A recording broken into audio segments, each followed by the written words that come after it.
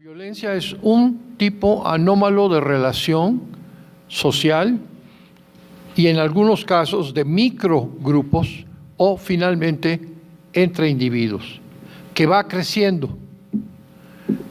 Hay épocas que siempre reconocemos violentas.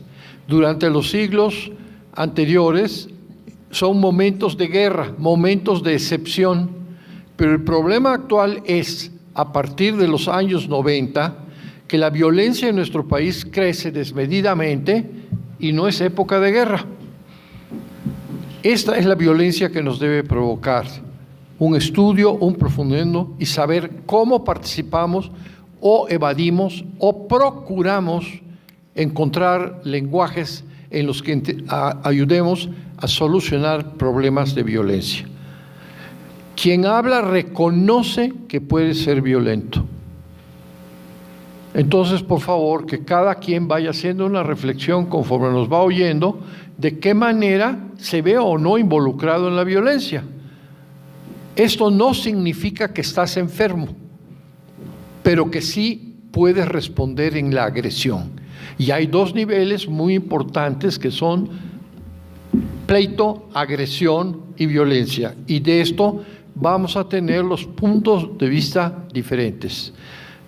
María Estela va a hablar sobre el problema social, orígenes, conflictos de violencia. Patricia va a hablar sobre aspectos de pareja y familia, porque la violencia como actitud o como comportamiento se aprende en la familia.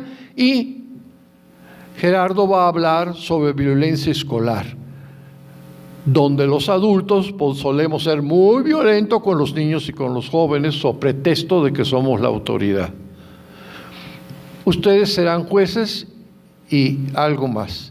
En cuanto a lo que se acaba de hablar, solo quiero añadir que en los colegios importantes de gobierno o particulares en Mexicali y Tijuana, he presenciado cómo aquel compañero que embaraza a una compañera tiene el mismo grado de provisión que la compañera y lo sacan de la escuela, colegios maristas, de legionarios y prepas de la Universidad de California.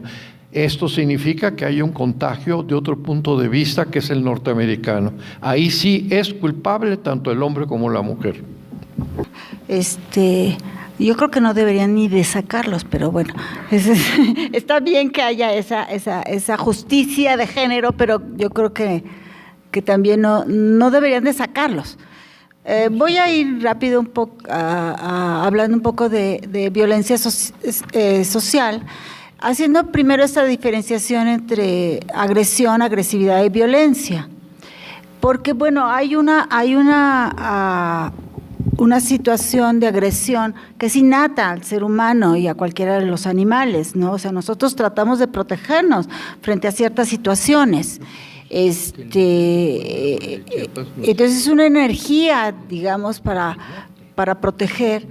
Sin embargo, ya cuando se enmarca dentro de lo social, pues la violencia es la expresión física y abierta de la agresividad, en donde nosotros tratamos justamente de hacer una presión o un abuso de una fuerza contra una persona o un grupo de personas para obtener propósitos o fines en contra de su voluntad. Hay diversos niveles de causalidad, lo estructural, o sea, la situación política, económica, social, las políticas públicas, ambientales, las opiniones, las creencias, las normas culturales, digamos, serían las causalidades estructurales. Nosotros no podemos decir, pues, que voy a cambiar la cultura definitivamente, ¿no? Pero sí tengo que entender la cultura y sí puedo cambiar los procesos culturales. O sea, la cultura no es estática, la cultura está en movimiento constante.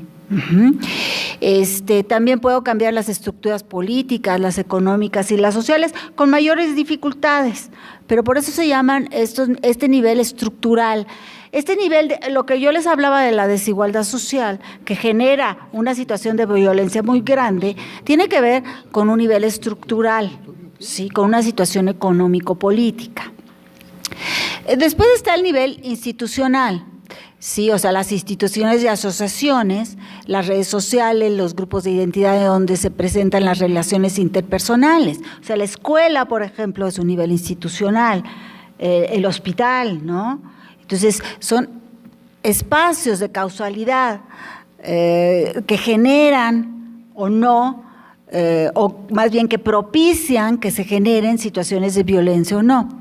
Después está el nivel interpersonal, o sea, la interacción que yo tengo con los otros, los contextos inmediatos, y aquí es todo esto que se ha hablado, por ejemplo, con los pares, ¿no? Esas relaciones de intimidad y de causalidad. Y finalmente está el nivel individual, o sea, mi historia personal, mi estructura biofísica, mi temperamento, mi personalidad, que no justifican, ¿sí? Pero que sí son ingredientes. O sea, si nosotros sumamos todos estos niveles de causalidad, pues entonces puede dar lugar a situaciones de violencia o a situaciones de agresividad fuertes, mayores o menores. Uh-huh. Entonces, hay 3 dimensiones no excluyentes dentro de esto, que representan un continuum, ¿sí? Y que hay una búsqueda de poder y control en los diferentes ámbitos. O sea, los seres humanos, por lo regular, tendemos a eso, a ejercer poder y control. Y que entonces van a generar y legitimar la construcción de una cultura de la violencia. O sea, es la violencia política, la violencia económica y la violencia social, que dan lugar justamente a generar esta cultura de la violencia. La violencia social lo que busca es obtener la obtención de un control social sobre una persona o un grupo. Es una búsqueda de pertenencia, por otro lado, la necesidad de identidad social. O sea, yo me comporto de esta manera, igual que se comporta el otro, porque entonces estoy buscando pertenecer al grupo. Ustedes, si están, no sé cuál es una zona conflictiva en Puebla, pero en México, si están en Tepito y no se comportan de determinada manera, pues van a ser excluidos, ¿están de acuerdo? Y hay actitudes de violencia ahí que son necesarias ejercer, reflejada en situaciones cotidianas de convivencia, ¿sí? Y está presente en lo individual, en las relaciones interpersonales, hacia todo lo que nos rodea y hacia las instituciones como entes independientes de sus individuos, ¿no? O sea, pareciera que las instituciones son pues un ente, ¿sí? Que no está constituido por individuos, ¿no? Entonces nosotros agredimos hasta institucionalmente. ¿Cuál es el gran problema de esto? El gran problema es que cuando se empieza a ejercer como una relación cotidiana, o sea, yo trato al otro como güey, ¿no? O sea, ya no tiene nombre, es güey, ¿sí? Entonces, si alguien al güey le dice, oye Pablo, sí, entonces está saliendo del esquema del grupo, ¿están de acuerdo? Sí. ¿Qué pasa? Entonces, el güey, lo que sucede es que forma parte de una norma social, se normaliza, ¿sí? En psicología social y en sociología se dice, esto es una normalización. Entonces, cuando la violencia se vive como cultura, termina siendo reforzada y promovida por esta. Así es la manera en que nosotros nos relacionamos, ¿sí? Entonces, se forma parte de nuestra cultura. Puede ser presentada como justa y buena, pero también como injusta y mala. O sea, ¿por qué me tengo que dejar? ¿Sí? Entonces, hay 2 partes. ¿Qué es lo bueno y qué es lo malo? Uh-huh. El que ejerce la violencia para lograr un bien común, o sea, ¿está justificado ejercer la violencia por un bien común? Se busca, según las circunstancias, que sea apropiada o rechazada por los espectadores o por los lectores. Entonces, nosotros nos adaptamos perfectamente, ¿sí? Y decimos, bueno, esto sí es justificado ejercer la violencia en esta circunstancia. O sea, en el último estudio, en la última investigación que hizo Lana, muy interesante, sobre violencia género, hay todavía un porcentaje muy alto, más del 30% de padres que corrigen a sus hijos con castigos físicos. Entonces ahí está justificado, porque son los padres y porque los están corrigiendo, ¿sí? Es un proceso que dificulta de todas maneras la convivencia humana. Se trata de mediar a través de la ley, la autoridad y la norma, pero tiene distintos tiempos y formas. Y puede ser ejercida lenta y veladamente. Nosotros la ejercemos sin darnos cuenta. Es impresionante, yo cuando les digo a mis alumnos, vayan a hacer una observación a la calle sobre violencia.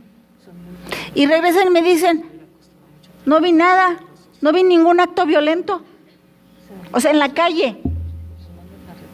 No le gritó a alguien, a otra persona, no se le cerró el coche, no vieron actos violentos. ¿Por qué? Porque se va normalizando y entonces va siendo lenta y veladamente y va formando parte, ¿sí?, de nuestra manera de interrelacionarnos, ¿sí? Y además la violencia son no nada más golpes, ¿sí? Son palabras, son acciones, ¿sí? Bueno, puede ser una piedra o un arma de fuego, puede existir de una manera lúdica, ¿sí? De una manera divertida, cómo se tratan los chavos, ¿no? Por ejemplo, los adolescentes, ¿sí? Y es frecuente encontrarla también y que se acentúa estando presente el alcohol y algunas otras drogas, ¿no? Que intervienen en cómo se manifiestan. Se presenta en todos los ámbitos. Esto es importante.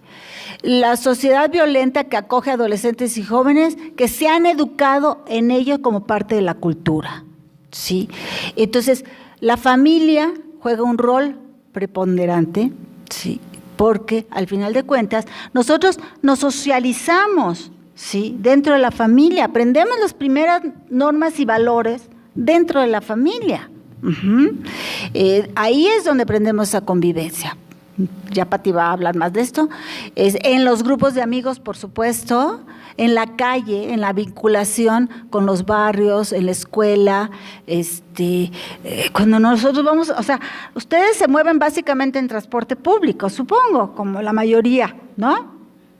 Y en el transporte público cotidianamente están siendo violentados por el chofer, por quien se sube al transporte, por los otros, ¿sí? Pero no lo vemos así. Algunos factores que la propician desde lo social es justamente lo que les decía, la desigualdad social, la injusticia, todo este proceso de individualismo, o sea, romper con esas redes sociales, romper con esa interacción, con esa empatía, el consumismo, o sea, ese deseo de tener más y más. Ahora es el Buen Fin, ¿no?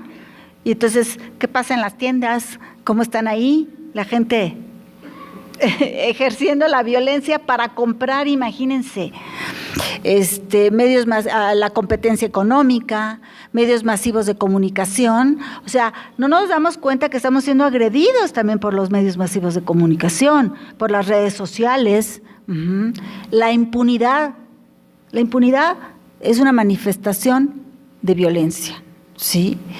Y el círculo vicioso, nosotros tenemos esta parte de desigualdad e injusticia, tenemos una estructura política, económica y social que en el ejercicio del poder del control, que da lugar justamente a estas conductas violentas, físicas, psicológicas, económicas, sexuales, en lo individual, en lo familiar, en lo comunitario. Una interacción entre una y otra. Por un lado tenemos una cultura centrada en valores, normas, acciones sociales, pero que también está centrada en el individualismo, el consumismo, la competencia, y que genera toda esta cultura de la violencia. Entonces la hemos interiorizado a tal grado que forma parte de nosotros, ¿sí? ¿Cómo rompemos esto? Uh-huh. Sí lo podemos romper. Uh-huh. Hay que hacer cambios en aspectos sociales, pero ¿de quién es la culpa, digamos? Si podemos llamar culpa de cómo, de la situación como está, de la estructura de las instituciones, porque nosotros culpabilizamos, bueno, pues es que así es nuestro gobierno, pero ¿quién elige a esos gobernantes? Así es como se debe tratar aquí la situación, así es la pobreza, pero ¿por qué estamos así? ¿Sí? Entonces, no hay que creer ciegamente en todo lo que se nos dice.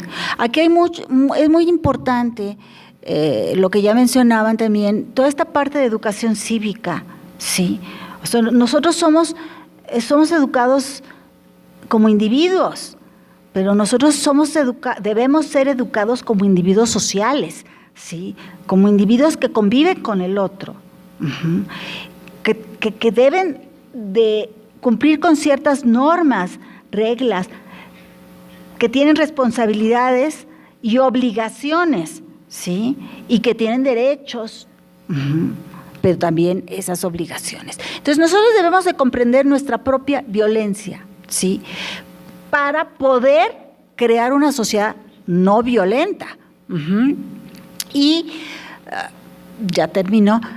Yo creo que aquí una parte muy importante es la activación de las redes sociales. No estoy hablando del internet, sí, estoy hablando básicamente de las relaciones sociales interpersonales, que también en las redes virtuales se pueden establecer si nosotros los vemos de otra manera, ¿sí? Hay que aprovechar la tecnología, por supuesto, uh-huh, pero si nosotros activamos más estas redes sociales, tanto primarias como secundarias, lo que nosotros vamos a hacer, vamos a crear modelos sociorrelacionales que nos permitan tener una mejor convivencia y un mejor apoyo, que da lugar a una calidad de vida mejor frente a las oportunidades. Pero ¿esto qué quiere decir? Esto quiere decir romper con un proceso de influencia social que va más enfocado al individualismo. ¿Y saben por qué es ese individualismo? Porque tiene mucho que ver con el consumismo, ¿sí? O sea, 2 consumen más que un grupo de 5, que es una familia, ¿no? Si están 2 separados, pues consumen más, ¿sí? Que si lo compartimos. Uh-huh. Entonces nosotros como actores sociales podemos crear todo un sistema de organización. Todo esto que les estoy diciendo es básicamente la creación de ser individuos con conciencia ciudadana, uh-huh, autónomos, con recursos, con protagonismo grupal, tener un rol activo con voz y veto. O sea, pues sí, es que ganó Trump, pero ¿saben por qué ganó Trump? ¿Saben por qué? Digo, votaron por él. ¿Pero qué pasó? Que una gran parte de la población no votó, no fue a las urnas, ¿sí? Entonces, igual sucede aquí, en México, ¿no?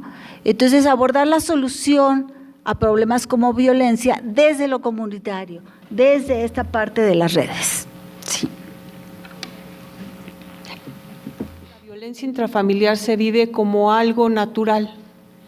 El crecer bajo la descalificación dentro de esta autoridad que se ha entendido, ¿no? Si nosotros vemos películas de los años 40, ustedes, bueno, no sé si ustedes las recuerden, pero o de los 50. Digo, no lo digo porque las hayan visto, no porque han vivido ahí, pero por ejemplo, ¿se acuerdan ustedes de don Cruz Treviño y de la Garza, que tenía su hijito que se llamaba Silvano, que era Pedro Infante? No, bueno, era un señor que tenía un hijo ya como de 30, y entonces el papá ejercía una autoridad, vamos a usar esa palabra, y lo violentaba y lo humillaba, y usted va a fumar frente a su padre y paz, ¿no? Entonces, fíjense, ahí no se leía como violencia, era una educación y estaba avalada. Ahora, conforme han cambiado los paradigmas, los derechos humanos, se ha empezado a leer la violencia, y de repente necesitamos que el papel de la tortilla nos enseñe qué sí y qué no, y de repente se exacerba, ¿no? Y ahora los chavos, de repente, les va a ver, quiero que me pongan atención y me digan de qué edad le suena el chamaco. Llega un escuincle muy plantado, caminando a las de acá, y entonces me lo mandan porque no quiere comer y la mamá lo trata de obligar a que coma. Y entonces él se sienta, cruza la pierna y lo primero que me dice: conozco mis derechos y estoy en este mundo y yo vine a ser feliz. ¿Cuántos años tiene? 6. Y si mi mamá me sigue obligando, la voy a acusar con el DIF. Y llegamos a estos absurdos donde los papás están aterrorizados ahora de educar, porque de este autoritarismo nos pasaron a la total anarquía. Y entonces tenemos unos padres aterrorizados de los hijos. Y los papás, nomás el otro les dice, porque te voy a acusar, y los papás, bueno, todos se arrugan. Y entonces, ¿qué clase de sociedad estamos creando? Porque de repente los chavos se llaman niños índigo, que yo más bien creo que son niños mendigo, no sé si han oído eso, que son genios y ya saben de la vida. Y entonces las mamás dicen que sus hijos son índigo, porque son niños sabios. Pero esto es una total y gran negligencia, que es otra manera de violentar y de abandonar a los hijos, y nuestros jóvenes están abandonados. Entonces yo creo que aquí tenemos que hablar de esta violencia invisible, en donde es un círculo, si lo hablamos desde la pareja, es un círculo vicioso, porque primero, bueno, te amo, te adoro, y luego se supergolpean, llega la mujer como Santo Cristo de Iztapalapa, voy a denunciar, y llama a la patrulla, se llevan al individuo, llega a Ministerio Público, ¿no? Llega ahí al búnker, a donde está violencia, y me decía uno de los abogados, es que lo sacan así, se le baja el coraje a la señora y ya se perdonan y se aman, y una mega reconciliación, Dios guarde el hora, y seguimos. ¿Pero por qué? Porque no sabemos amar. Nuestro lenguaje se ha limitado, esto que decía María Estela, ¿no? Ahora los chavos, todo está y de ahí no salen. No, es que ya valió, es que todo está porque esto, y usan 3 palabras. Y si yo uso 3 palabras, yo no puedo hablar de lo que siento, yo no puedo decir estoy triste. Nuestros chavos no saben identificar la tristeza, ni diferenciarla del enojo, de la ansiedad. Si lo dicen, pues estoy normal, estoy bien, pero eso habla desde la casa. Vean a una mamá con su bebé, cómo le empieza a decir al recién nacido: mira, vas a comer y ahorita, o lo va a bañar, mira, este es el agüita. Y así tenemos que enseñarlos a que identifiquen con las palabras desde el vocabulario, porque aunque dice María Estela, la violencia es inherente al hombre, la gran diferencia es que el hombre puede decidir o no ejercerla. Esa es la gran violencia. Entonces, que los padres puedan identificar los patrones de violencia, que se vuelven como algo cotidiano y natural, donde los hijos no van a denunciar a veces en los hogares muy violentos, tienen un miedo congelado, no es rabia, es miedo congelado, pero es el que me cuida y es el que me ama y estoy vulnerable, y entonces yo voy a aceptar todo esto, y estos patrones se van pasando de generación en generación. Por eso atacar la violencia, romper la violencia es tan difícil, porque son los patrones que ya tenemos en el disco duro.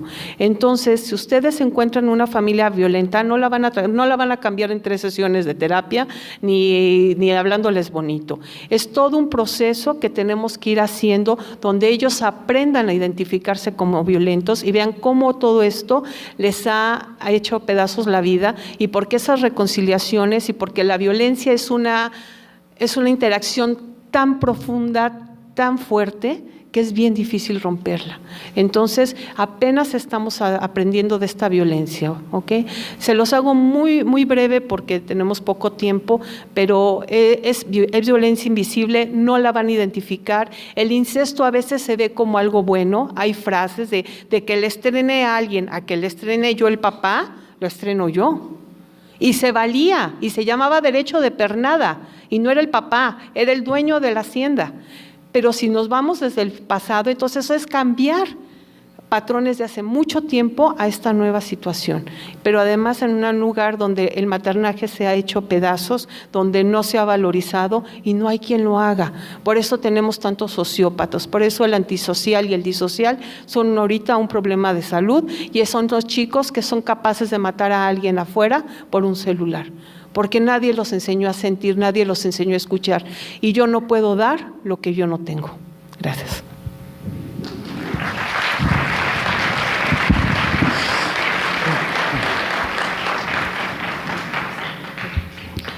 Bueno, yo voy a tocar 7 puntitos nada más, pero antes de comenzar me gustaría que pensara cada uno de ustedes por un momentito en qué situaciones o en qué momentos se vuelven tan irritables que terminan en pleito con cualquier persona, con un amigo, con la pareja, con alguien. Y cuando hacemos este ejercicio de recuento, la verdad es que la mayoría de las veces es cuando hay un disgusto con nosotros mismos. Por eso me parece que es importante, y reitero esto de distinguir entre agresión y violencia, que ya lo abordaron hace un momento. ¿Por qué? Porque cuando en las escuelas estrenamos la palabra hiperactividad, por ejemplo, entonces todos los niños latosos se volvieron hiperactivos y mandaron al psicólogo a todo mundo, ¿no? De la misma manera, ahora con el famoso bullying, entonces todo mundo es buleador. Por eso creo que hay que distinguir entre una y otra. Tendríamos que entender que la violencia, hablando de la escuela, va más allá del ámbito de la escuela. Comienza dentro del primer seno, que es la familia. Y aquí 2 cosas. Alguien dice que somos la primera generación de padres que obedecimos a nuestros padres y ahora obedecemos a nuestros hijos. Hay una creciente permisividad de los padres y una pérdida de autoridad, ¿no? Es decir, no son más permisivos porque son más abiertos, son más permisivos porque somos más cobardes. Y en ocasiones no solamente pasamos de esta permisividad, sino que vamos más allá y nos convertimos en encubridores. El mes pasado un alumno tuvo la brillante idea de usar el bastón y el celular para filmarle o grabarle los calzones a las compañeras. Cuando lo descubrieron y lo acusaron ante la dirección, la maestra, que se dio cuenta dentro del salón, le recogió el celular. Cuando llegó el papá, que por cierto era abogado, llegó acusando a la escuela de haber secuestrado el celular de su hijo, lo cual legalmente no se permite. Es decir, el papá se enfrascó en la cuestión legal por no admitir que su hijo había tenido una falta, y todo el desbarajuste se hizo alrededor de si la escuela tenía permitido o no quitarle el celular. Los intentos por buscar en las mochilas de los alumnos, todas estas cosas están prohibidas. En nuestros tiempos, los papás decían a los maestros: cualquier cosa, maestro, me avisa, ¿no?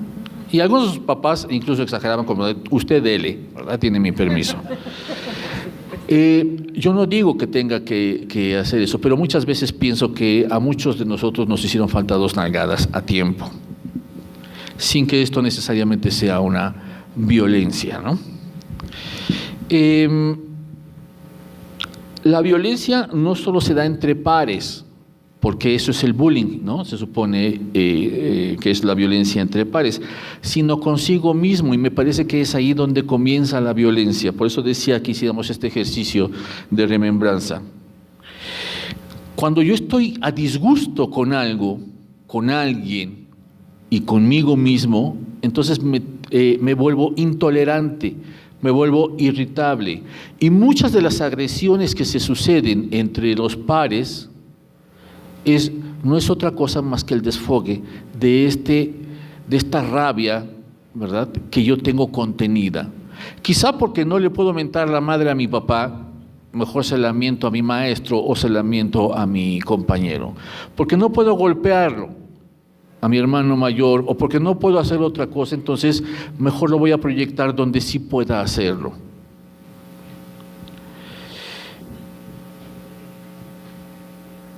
Hay una falta de aceptación de sí mismo y una intolerancia que nos llevan a ser justo esto, agresivos con los demás. Nos hemos enfocado más en la clasificación de la violencia que en la atención a la misma. Entonces nos estamos peleando si es bullying o si es otra cosa, si es entre pares y entre pares, o ahora entre los alumnos y los maestros ya se llama de otra manera, y entre los compañeros de trabajo se llama de otra manera, en fin. Como que estas tendencias medio alocadas que tenemos por tratar todo lo más científica y técnicamente posible. Mientras tanto, la cosa sigue avanzando. La violencia debe abordarse primero desde lo humano más que desde lo patológico. Es decir, juzgamos a las personas por el acto, por el hecho. No nos importa qué hay detrás de eso. En una escuela grande, ¿no?, en una escuela particular grande, me invitaron a trabajar con los maestros justo por la inquietud que tenía la directora con el tema del bullying o de la violencia intraescolar. Entonces, cuando comencé a trabajar con los maestros, lo que hice fue generalmente lo que hago con los chicos. Cuando uno escucha las historias de los maestros, no sabe si están peor o mejor que los alumnos. El gran problema con los adultos es que nos cuesta mucho más trabajo ventilarlo, nos cuesta mucho más trabajo aceptarlo, y tenemos una serie de cosas que cuidar, nuestros estatus, nuestras autoridades y muchas cosas, y eso nos hace mucho más cerrados. Cuando empecé a trabajar con los maestros y los maestros empezaron a compartir, pues les pasó lo mismo que le pasa a los chavos. De repente les gana sentimiento y comienzan a llorar algunos cuando están compartiendo. Cuando entró la monjita a ver el trabajo que se estaba haciendo, lo que me dijo es: maestro, me parece que está muy bien esto de que los maestros compartan y sus vidas, y eso está muy bien, pero ¿no les va a dictar nada? ¿No hay algunos conceptos que los maestros tendrían que anotar para...? Entonces, bueno, en ese momento di por terminada la sesión de trabajo y dije, ya, no hay para dónde hacerse, ¿no?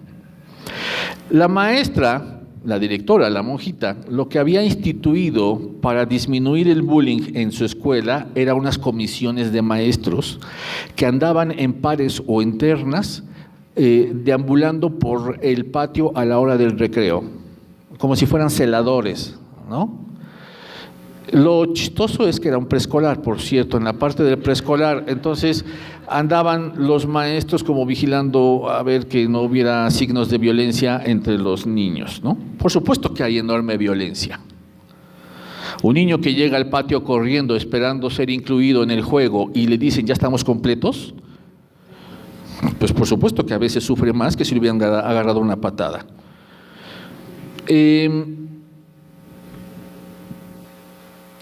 La escuela lo está abordando como cualquier otra materia y menos que eso. ¿Qué están haciendo las escuelas? Bueno, ya se empezaron a escribir o ya llevan en las escuelas libros sobre las cuestiones socioemocionales. Y a veces los alumnos manejan un término que es teto, ¿no? O sea, las actividades más tetas que se puedan imaginar. Como si los alumnos, no sé, por ejemplo, uno agarra un libro de cívica y ética de secundaria y entonces dice, reúna a sus alumnos en grupos de 10 y pídales que comenten acerca de la violencia en el mundo y de las políticas que la ONU ha adoptado. Y uno piensa, este idiota nunca ha entrado a un salón de clases. No es posible pensar que va a reunir a 10 chamacos para que discutan sobre la paz mundial. Van a echar un despapalle de lo lindo y lo sabroso. Y al rato el maestro va a acabar regañando y gritando a todos por su indisciplina. Hay un programa a nivel nacional, un programa que financió la UNESCO, que se llama Constrúyete. Es un programa que se está aplicando a nivel de bachillerato. Cuando uno revisa el planteamiento del programa, la verdad es que es un muy buen planteamiento. Solo que en la realidad no funciona. Se supone que Constrúyete intenta educar a los alumnos en el manejo de las socioemociones. Pero le está pidiendo, hay toda una metodología y una serie de actividades y unas justificaciones, todo el asunto está muy bonito. Y de lo que se trata es que el maestro, un maestro, tome el manual, Constrúyete, vea la actividad que va a realizar y dedique los 5 minutos Constrúyete dentro de su sesión. ¿Qué caramba se aborda en 5 minutos hablando de las socioemociones? En lo que les decimos, a ver, vamos a sentarnos en círculo, ya se pasaron 7 minutos, entonces ya se acabó el asunto. Los maestros, como ya lo dije anteriormente, están más preocupados en terminar sus programas, por lo tanto, Constrúyete es una cuña, ¿verdad?, que no están dispuestos a tolerar, porque eso les quita tiempo para cumplir sus programas. Y ni siquiera le han dado el espacio como si fuera una materia más, como si fuera cívica y ética por lo menos, para decir, bueno, tenemos 1 hora para hacer una actividad, una dinámica con los chavos y llevarla adelante, y una que sea 1 hora diaria o no sé qué cosa. El abordaje debe ser integral.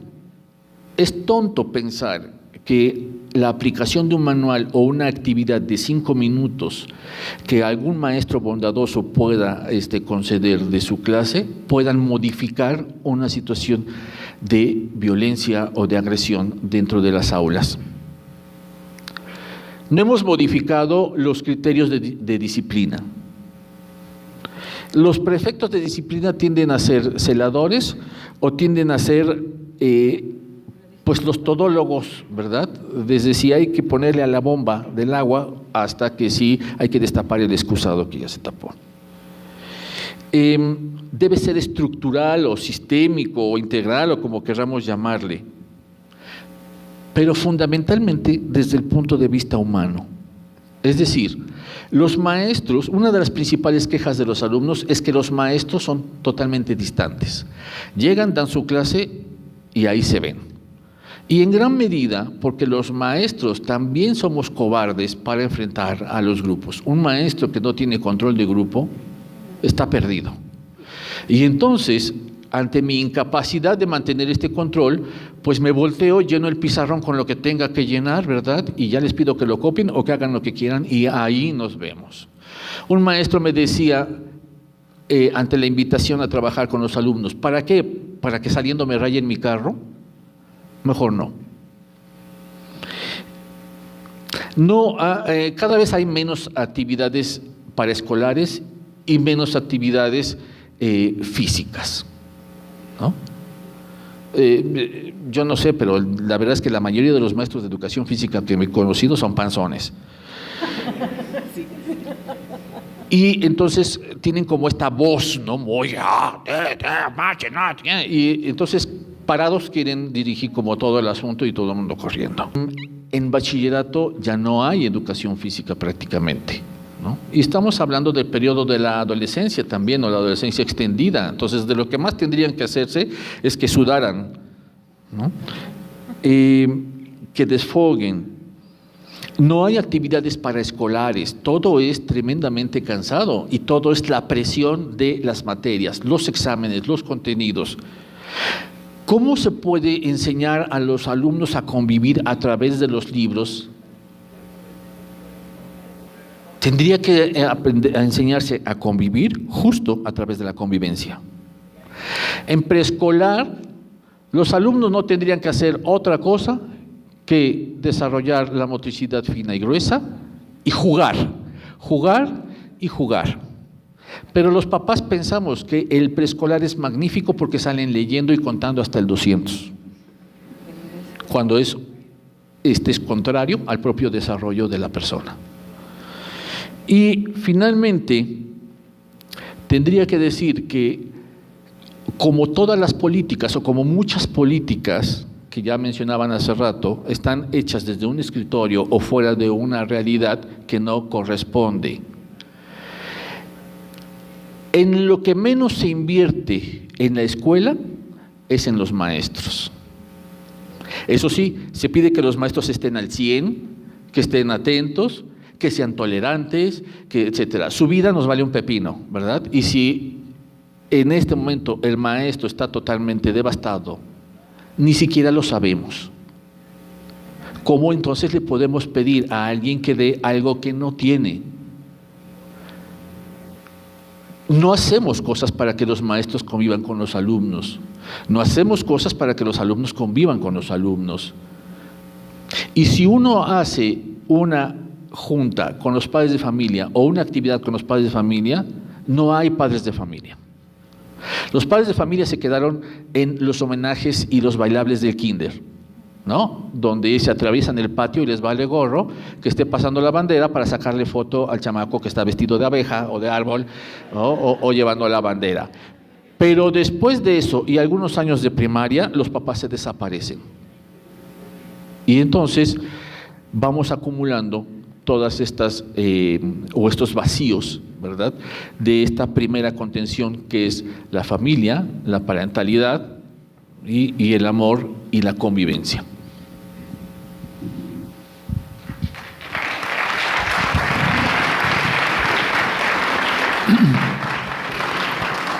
Al menos yo, no sé si María Estela o Gerardo, venimos de padres que eran autoritarios y otros autoridad y fomentaron la disciplina. Yo le pregunto a Pati, como hijo, mi mamá me podía dar un manazo, un golpe. Cuando esta santa madre que tuve me acusaba con mi papá se quitaba el cinturón. Y si mi hermano era el castigado, también me daban a mí. Y recuerdo mi protesta. ¿Y a mí por qué? Por si acaso.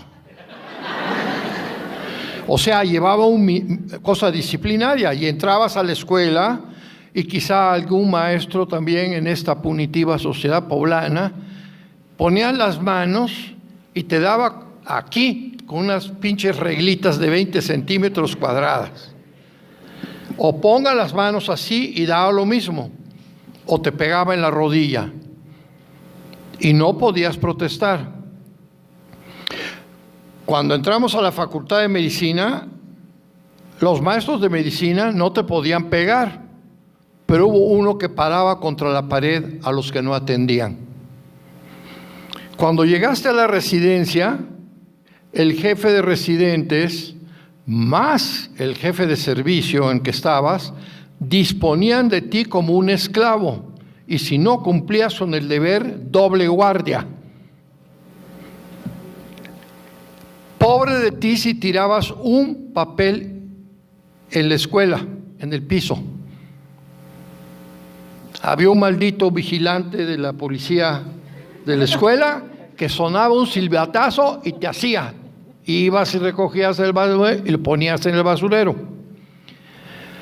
Es más, en el colegio al que fui y en otros de amigos que conozco, había el vigilante de los baños. Si te tardabas más de lo debido, iba y te tocaba en la puerta. ¿Qué pasa? Ya salga usted. Bueno, nadie de nosotros golpea a nadie hoy. Todos sabemos obedecer. Inclusive a Elizabeth, que ya me dijo que corte. Es decir, hay una disciplina. Pudimos actuar con disciplina. Pati, aunque no seas breve, explícanos. ¿Dónde está la disciplina, por violenta que sea? ¿Se debe seguir aplicando o se debe hacer lo que ya todos tenemos que aguantar hasta con los nietos? Te acuso, tengo derechos. ¿Y cuándo les enseñaron a todos ustedes a tener obligaciones y a tener disciplina? Bueno, la diferencia de pasar de esta disciplina al autoritarismo es que nos tenemos que fijar en el desarrollo. A un preescolar yo no le voy a preguntar qué quieres de comer, mi vida. Y es absurdo que las mamás nos digan, es que si no le compro, pónganle el nombre de la chatarra que se les ocurra, llora. Porque ya no está la abuela que sostiene a la mamá que está criando y le da y le explica. Y ustedes pediatras van a tener mamás que les van a hablar 45 veces al día y les van a preguntar, ¿y qué hago? Pero es que ya le dije, pero porque no hay esta cuestión. Cuando es una disciplina tiene que ver con el desarrollo del niño, tiene que ver con el temperamento, pero siempre ven un acompañamiento. O sea, yo con el adolescente ya voy a poder hablar, pero con un preescolar no. A lo mejor al escolar le puedo decir, esto está mal por esto, porque su pensamiento, ¿se acuerdan? Causa-efecto. Tenemos un pensamiento concreto. Adolescente ya tenemos un pensamiento abstracto. Ya es causa-efecto y posibilidades, ¿no? Que lo que uno puede prever. Entonces, yo creo que tiene que ver con desarrollo. El chanclazo, el manazo, digo, no se trata de golpear, o sea, eso era lo que se utilizaba, pero ahora podemos poner sanciones.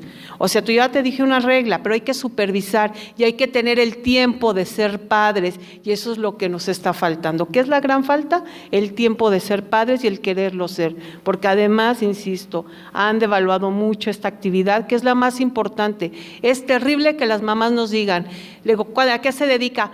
Pues no trabajo, pero tiene hijos. Bueno, es que soy ama de casa y me dedico al hogar. Esa es la actividad más grande, porque es la formación de la gente con la que vamos a vivir a lo largo del tiempo. Entonces, autoridad según edad. Y se van a poner sanciones y se va a hablar a la edad del niño. En la adolescencia es cuando podemos llegar a un entendimiento un poquito más complejo. Pero puedo hacer un hincapié. Sí. Por favor, universidad, facultad de medicina, pido que tenga usted un largo simposio sobre parentalidad, para que aquellos que piensan y desean trabajar con niños o con jóvenes sepan que la parentalidad es algo necesario. Parentalidad no es sentirme o evaluarme como padre, es manejar los recuerdos que tengo de la infancia y de la adolescencia, de la dependencia de mis padres. ¿Qué hicieron conmigo? ¿Cómo prevenían? ¿Cómo me ayudaban? ¿Cómo me castigaban? Y reinterpretar eso al tiempo que vivo para poderlo dar. Ninguna sociedad puede vivir sin disciplina y sin límites. De verdad, jóvenes, créanlo.